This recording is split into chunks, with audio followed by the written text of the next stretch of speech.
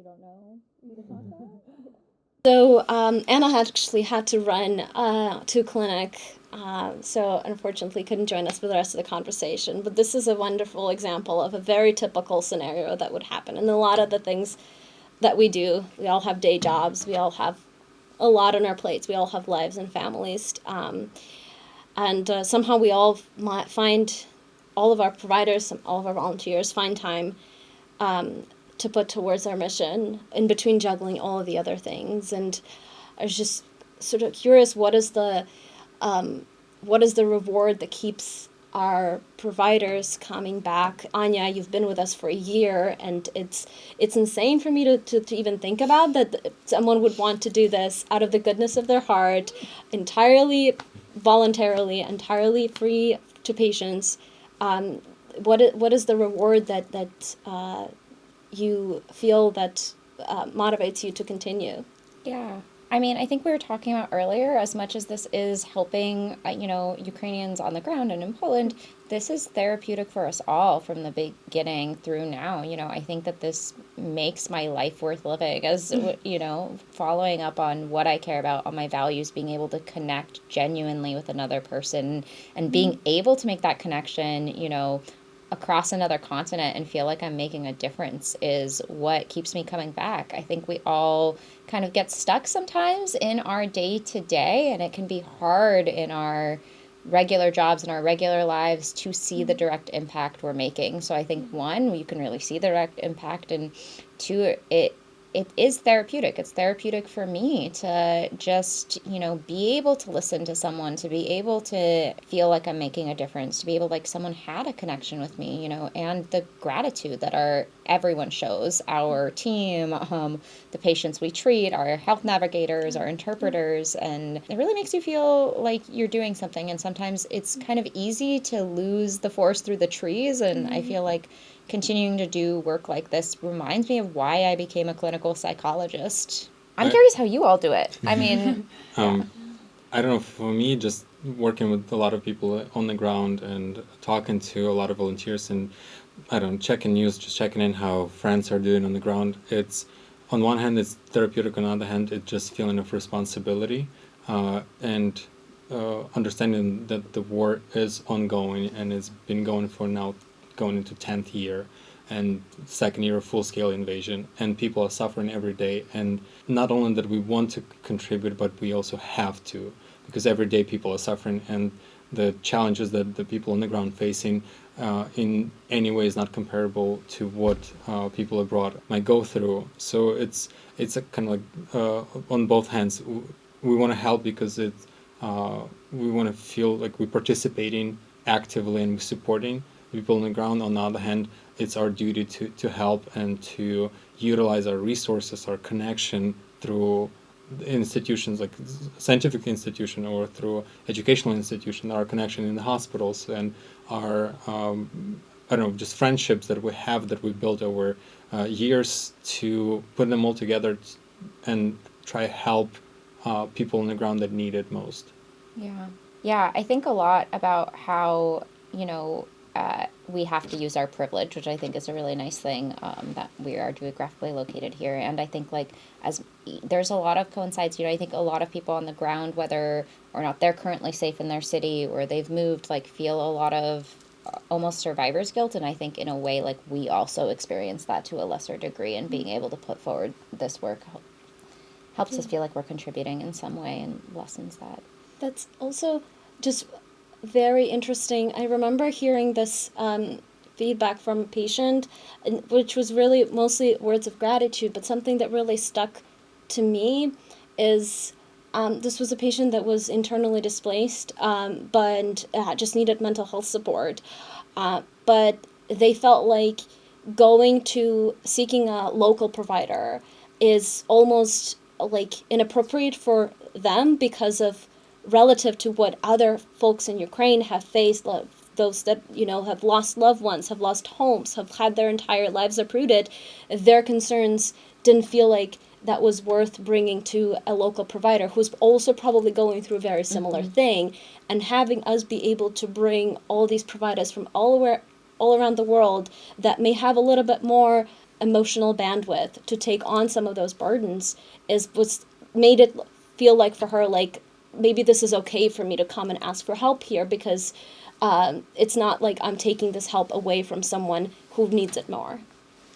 And just want to add to it, I feel like at some point, just working with the partners in Ukraine, realizing that a lot of volunteers there from different organizations, different institutions, actually just wearing off. They getting tired. I mean, the war is very tiring, and being able to provide help and support to them, to those volunteers that are helping other people, was also like we feeling a little tiny part in what they do is like we contributed to it in some ways, and that was also a driver to make us want to do this type of work and continue doing this type of work. Just that we're supporting people that supporting other people affected by the war.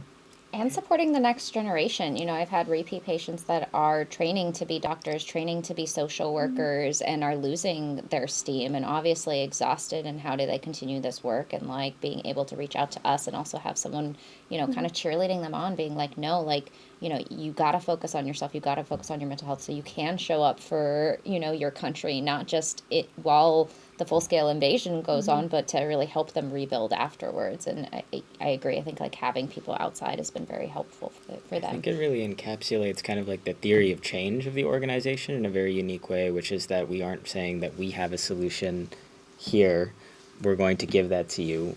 What we wanted to offer was an opportunity to shore up gaps wherever possible, recognizing that we have certain privileges, that we have access to certain resources, and we have the capacity to then say, what do you need and where can we fit in, which is also kind of highlighting how the organization has shifted and molded our workforce and our toolkit and what we provide in order to meet some of those shifting needs. I think it's a beautiful thing. I agree, and I think we've been very responsive to changing patients' needs on the ground.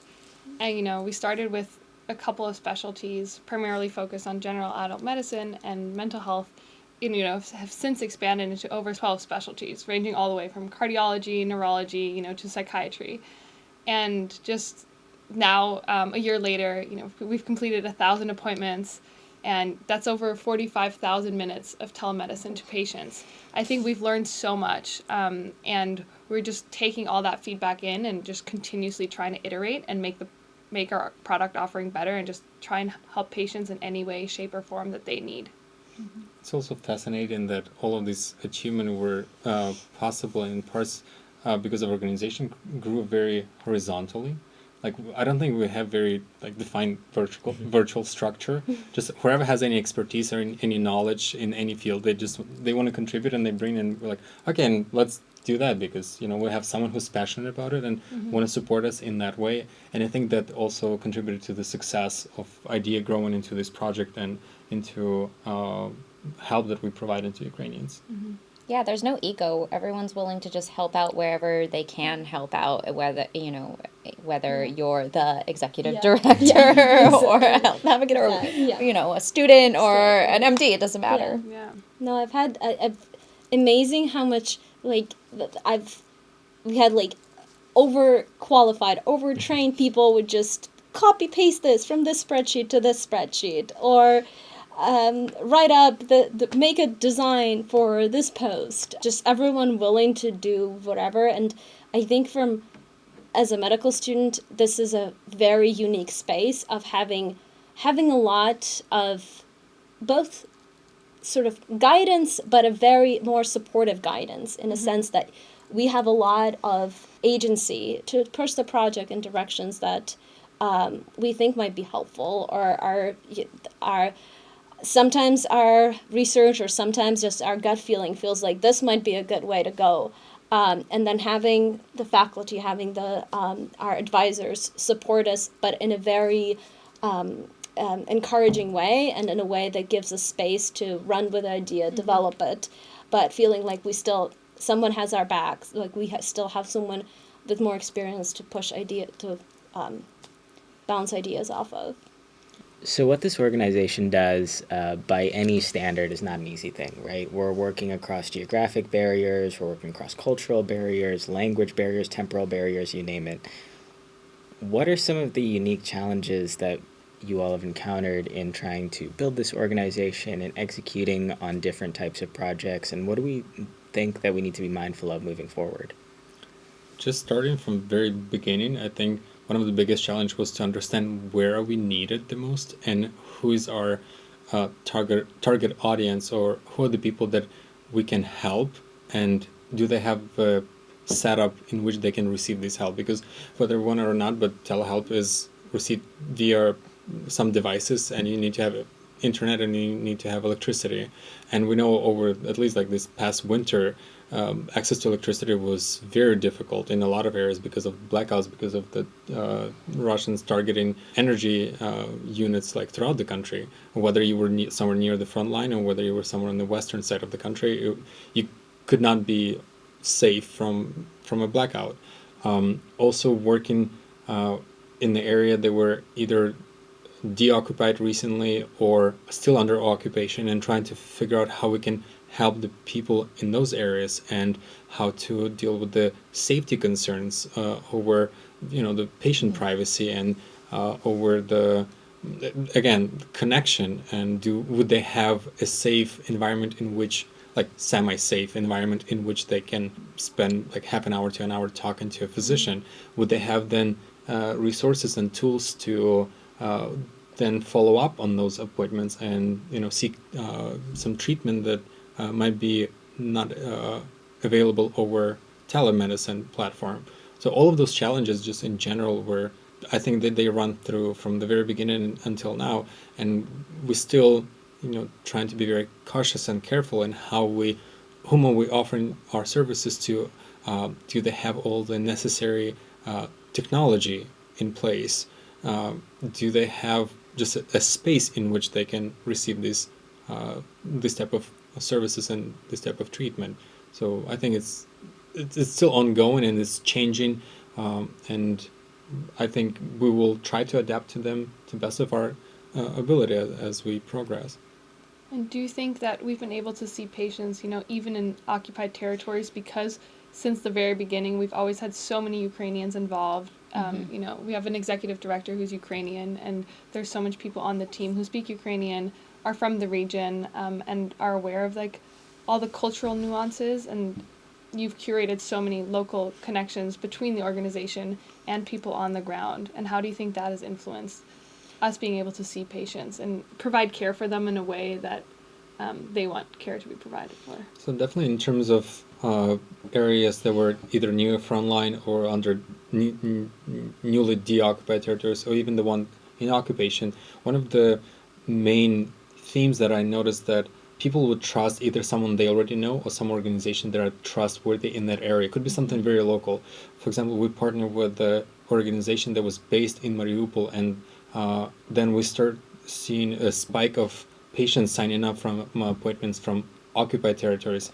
And that was just shocking to learn that we still can reach people in those areas and we can actually help them. It was definitely valuable for us, but it was scary in times.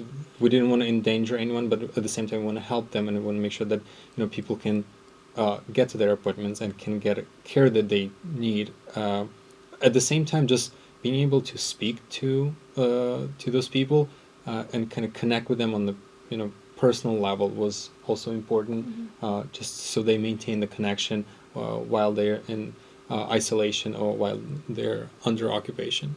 And we've seen that word of mouth. I mean, we continue to have continue to see a lot of patients in occupied territories, and then, they tell their friends, they tell their family, and then we get more patients from those areas. And I think it's the flexibility of the patients, but our whole team to make it work. The health navigators on the front end, on the back end, patients are showing up talking about electricity. I see patients all the time. They just have a little bit of cell signal, but it's pitch black wherever they are, and we still manage to have the appointment. I also notice how throughout the time we kind of see these waves of people moving in the country, and like geographically we kind of can see where people are connecting from. City of Dnipro, like Kyiv or Lviv, and it makes like these clear patterns of how war was affecting individuals and how they were trying to make their way to safety. Typically it would be like westward, or like even abroad, and like in Poland, and how these local organizations were supporting our efforts, and how they were trying to promote us as an organization that can provide free quality care to people that seeking this type of help.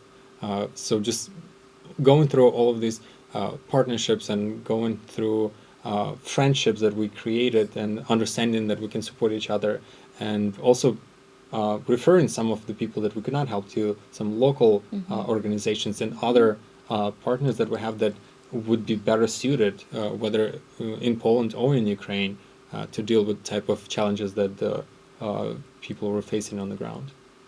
Yeah, I think in terms of challenges, even there's a lot to think, that we had to just think about constantly, even from just operational standpoint. A lot of the things that we do, we are volunteer driven, so we have to be very cautious with what we put our time to. What do we ask our volunteers to do? How to use their time most effectively, because that's a very, very precious resource. A lot of the times, is there an opportunity for automation here? Is there a workflow that can be shortened if an engineer, like our wonderful team of engineers, can build a pipeline or piece of code that would do that work automatically, and then our volunteers can instead spend more time either with patients or with supporting other processes that they're uniquely suited for. And that is something that we continuously strive for, is have a sustainability in mind. Is this the type of work that we can continue doing? Like Dr. Arasuntseva had been able to do it for a year, and that's kind of our hope. Is this a work that our providers are going to be able to manage for as long as it is needed, and as opposed to something that's very tiring and takes a lot of both emotional and otherwise a lot of burden on everyone's day. And we've just had to go about everything as creatively as we can and seek out expertise from people that have those skills and can look at what we do and see places where we can maintain the same standard and maintain that mission that we have, but do it more effectively. And our engineers are a wonderful example of that, but there are many others across the team. I feel like another challenge that we had was the time difference. A lot of our volunteers are either on the Northern America, some of them are in Europe, like we have people from Australia or Africa, and just managing all of those time differences and kind of matching them to the time in Kyiv and in Ukraine in general is definitely a challenge. A lot of those sleepless nights, starting early morning or running to very deep into the night, was definitely something to get used to, especially if you just trying to partner with someone, and between the air raid, their breakfast and their daytime work was definitely a challenge, and you had to navigate a lot of things like. Well, then you get the brunt of it, probably. Yeah. I think also just building off of what you shared about this is a volunteer organization, and as energizing as the work is, there are certain realities to clinical care that can be exhausting. And I think what we've also tried to do is really try to support the clinicians and the health navigators as best as we can by providing them with community, by providing them with their own mental health support and strategies to dealing with challenging patients at times, and understanding how we can best set up the infrastructure so that this can be something that volunteers feel like they can dedicate themselves to and not be pouring from an empty cup. And I think that's also something that we're very cognizant of. Just speaking of challenges, as we grew, I feel it was also important in learning to recognize where we are either not the most effective, or where we cannot help, or what is things that we potentially can do, but it's just not best suited for us. I feel like just going through all the, thinking back of all the partnership we've done, all of them were with great intention to, help and support, but just recognizing if there's someone else that's doing similar work that can be better suited for it, and just diverting people to the right source of help, and recognizing it early on was just extremely important, because as we all said, it's absolutely volunteer organization. Everyone is donating their time to it, and just to not invest in time in what will not be best served, or will not support people to best of our ability, which is a huge learning. And I feel like now that we have a better mechanism and systems in place to kind of check how we can really contribute to here or there. But back in time when we were trying to just utilize pretty much every knowledge, every connection that we have, and try to help everyone, and then end up not helping most of the avenues that we're trying to address. And now that we kind of being very strategic in whom we partner with, and what are our values and what our goals are, and comparing to those of our potential partners, and how we can either align or how we can support them finding their best connections maybe outside of our organization. It's balancing optimism and humility. Yes. Yeah. And I think, as you mentioned, we've been very strategic. Like, since the beginning, we always knew we had very limited resources and we had to work with what we had. And I think one area that we specifically were just very methodical was we really wanted to leverage technology to help our patients. And we had a strong engineering background when we got started. And I think, like, throughout our organization, we've always found a lot of really innovative ways to use technology to help volunteers, to help patients, to help providers, medical interpreters, and we've had a really strong emphasis on like using technology to really catapult our organization forward and provide much more efficient services.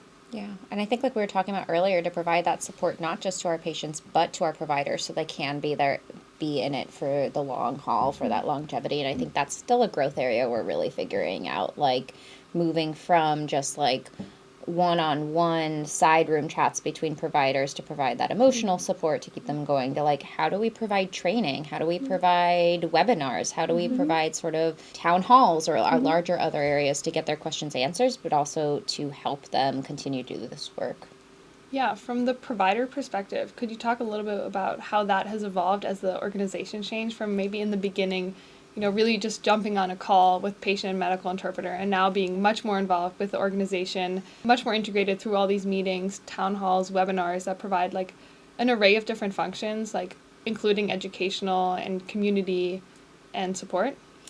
Yeah, I think it's really interesting. At the beginning, like, it really was just me, like, emailing or texting, like, the one other person I knew in Telehelp Ukraine to be like, hey, do you want to just, like, chat about this and what we're experiencing? Because, on top of just, like, the things we hear and the treatment being very difficult, there are, because of the logistical challenges, things happen and they're scary. I had a, air raid happen during one of my appointments, and the person's internet just went black, and you don't know what's going on. So I feel like at the beginning it was me just like reaching out to navigators to be like, hey, can you guys check? And also, like, can someone just debrief with me about this? And I think from just my own experiences and seeing, like, talking to people kind of on the sidelines, it's really grown to like, oh, okay, we need to start thinking about who can we best serve? How can we start to institute that better? What are all of our specialties more specifically in medicine? Where can we leverage some of our providers to provide higher training?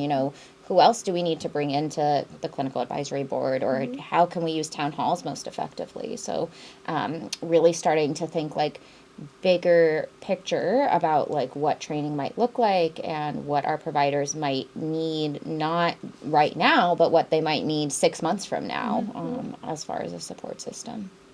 No, that's definitely a great growth area, a very important one, because that's going to be that cornerstone of sustainability for us, is maximizing our utility and using the expertise that we have to assist those we can best uniquely assist, but also know know our limitations and know when to divert and when to seek help. That'll have to be oncoming. I think that's where having a sort of empirical angle to our work as well, and setting that up from the beginning, is something that, as we talked about previously, many organizations might just want to exist to solve a specific problem, but with an eye towards sustainability. What that means is from the outset saying, what are we evaluating to make sure that we are meeting our shared vision and our goals as an organization, as individuals, and so on, and what needs to change in order to get there. And I think having that continuous, iterative, evaluative, empirical, all the adjectives process, it has been really valuable for us as a group. And even collecting that data and looking at how, trends are changing over time, we've been really able to understand our patients better and like what their needs are, what services we should be providing more of, like what times of day, and just like really tailoring the product more to the patients who are utilizing our service and serving them in the way Absolutely. that we think is best. Filling those gaps. Switching away from the empirical angle towards a more personal one, as we sort of, I think both are driving us different aspects of what we do. Do you have any patient stories? I know probably Anya, you would have the most that particularly stuck out to you that, either you keep coming back to or maybe motivate you further to help more patients? Yeah, honestly, so many, and it's kind of difficult to categorize them. Some of them, I feel like there was like direct movement in sort of like how we look at it in Western medicine of like changing functioning or helping them improve more. And some of them were more like just providing that listening ear and being able to connect. I think of this one woman that was with her son as he was passing away, and the story she told me, and I think about her almost every day now, and like hearing that story. But what I wasn't going to change what happened there, but just the ability to have someone that was not in her community, that wasn't suffering the same burden that she was suffering, to share with was so impactful. And just listening to her poetry that she wrote in Ukrainian and in Russian about her son's life was just like so amazing and so powerful, and just like being there for her to cry and to hold her pain. Like I think about that a lot. And then on the change side, it's been really lovely to work with some like young adults that are really like on the ground and supporting different like medical funds, or being part of like hospitallers and going out onto the front if they're not in the army, and like really supporting their mental health so they can keep going, and so that they can have the strength to, return and do that work and rebuild their country. Because I think there have definitely been moments where, their depression symptoms or other symptoms have gotten so bad that they haven't had the functioning. And watching some of them that I've met many, many times now, but like be able to return to their work or be able to return to their volunteer positions has been really impactful. And you alluded to something that I think telehelp is also really unique in that you've been able to provide continuous care for patients. Yeah. I've had a few patients for, like more than 6 months now, a few of my young adult patients, and it's been really lovely to see their growth and change, and how they're continuing to struggle, but how they are able to sort of move forward and put in some of the skills and kind of be able to see that, like, yes, the situation hasn't changed and we are making this difference, and they are able to go to their, everyday lives and kind of get back into the work, which they haven't been able to do because of some of their severe PTSD and depression symptoms that they're having. So, yeah.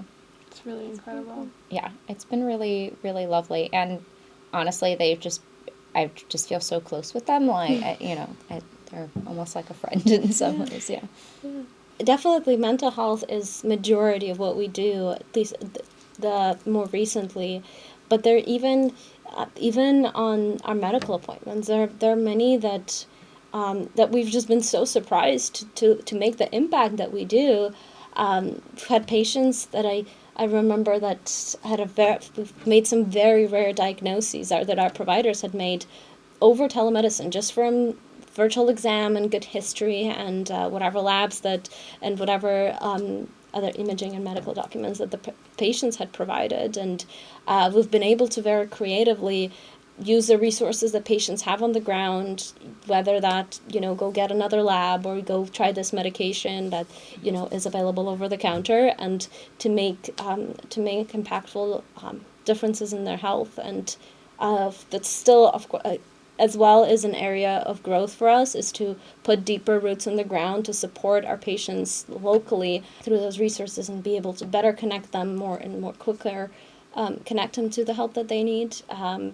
But even so far, some of the success stories are definitely ones that continue driving us forward. At least myself, for sure. It's just funny to hear you talk about that, because I always think of also, like, I think that in some ways we're restoring like some faith in the medical and mental health field on the ground in Ukraine, because like while the full-scale invasion has been going for 2 years, the war has been going for 10 years, and the resources have not been there for a long time. And even before that, especially on the mental health side, because of the Soviet era and the way that Russia has for a long time, for example, used psychiatry as sort of a control mechanism or negativity, like there has been like a fear of, whether it's, the fear to go to your local doctor because you don't want to take resources away from people in Ukraine that you think you need it most, or the fear that's been bred by Russia to even go to providers or provide anything, we're really rebuilding that faith in the younger generation. I saw a 11-year-old boy recently, and he requested the appointment. He requested from his mom that she make the appointment for him on Telehelp Ukraine because he was getting bullied severely at school, and he just wanted to talk about his emotions. And that honestly, even as a child and adolescent mental health provider here, blew my mind, the rarity of a young man presenting to mental health treatment, to seeing the value in dealing with your emotions, and just at the end of, just talking to me for a half an hour, 45 minutes, being like, oh, I feel better. It was really just nice to talk to someone. And, I think of it as both rebuilding the faith in the medical system, but also building this next generation that, wants to help and believes that even in a state of war, people are there to help them. I think some stories that always stand out to me is when we have mothers or parents reach out, with requests about for care for their children. And I remember one specifically that were in occupied territory, and they were requesting a service that we didn't even offer. And we went out and found a provider, just cold emailed a bunch of people in our network, and we were able to have medical translators translate a lot of their medical history and then send all the x-rays and scans to that provider, and they were able to see the patient. And just knowing that, at least for parents, we're helping them a little bit and trying to find care for their children is something that's always been really rewarding for me. I also like the fact that young individuals would actually book appointments for their parents or grandparents that would not be that tech savvy, because you might think that telemedicine is a bit challenging in terms of learning how to handle the technology, but just the fact that young individuals would trust the technology and would prove to their parents or grandparents, or just advise them, hey, this is trusted source of help that you can utilize in the circumstances you're in, was also just important for us, and for knowing that there's a cross generational connection and trust building, and also taking some of the burden off the caretaker and helping them with the immense workload that they normally already have, and now through the full-scale invasion that's only been augmented. I will say that's probably what I do most with my pediatric patients, is just providing a lot of validation and support to the parents. Hey, you're doing great. You're doing the best you can. I know you came to me looking for answers, and I just want to take a moment to recognize that this is really stressful, and there's nothing else you can be doing. You are doing the work. You've done the best you can. Yeah. I think that's the stories that we hear from our providers are the most unique ones, because that's the most helpful insight. That's the sort of insight that we don't always have as volunteers, but our providers sharing with us it definitely helps. And we usually try to share any of these success stories with volunteers as much as we can, though we should be doing it more often. As we try with also our patient feedback that we get, I think we have one that I can maybe quote. So the patient said, the psychologist quickly found a common ground with the child and are very much looking forward to meeting her again. The psychiatrist was highly qualified doctor, gave professional advice. Our family is very grateful to the project in order to communicate with a psychologist for our child. This is extremely important for us, as we have not been able to find a specialist in Ukraine who would agree to work with and care for the child for 8 months. And it's just one of many, but it seems also one coming from a parent trying to care for a child that they've been struggling to find the right provider for, but we've been able to. So that's, I think, is a pride for all of us.